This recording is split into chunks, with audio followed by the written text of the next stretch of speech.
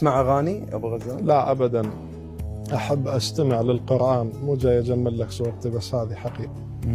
احنا عندنا استاذ اخطاء، عندنا ذنوب، نسال الله سبحانه وتعالى ان يكفر عنها.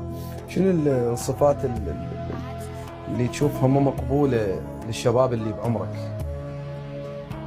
هو يعني اكو الكثير من الامور ما الاشياء هي تلقاها متداوله، يعني المجتمع دا يتداولها وتمارس. مثلا سماع الاغاني تشوفه شيء مو حلو؟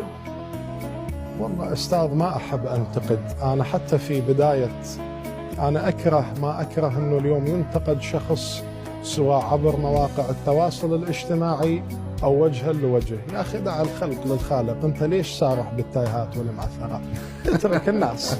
اترك الناس، هذا ممكن مستقبلا ان يصحح خطا، بس انت تجي تنتقده بطريقه لاذعه والسبه وتنتقص من كرامته، انت ما مخول من رب العالمين ولا عندك صدق. حتى اذا مرتكب خطا من وجهه نظرك، اذا مرتكب خطا تعال وضح له الصحيح، لا تنتقده لا بطريقه بناءه ولا هدامه.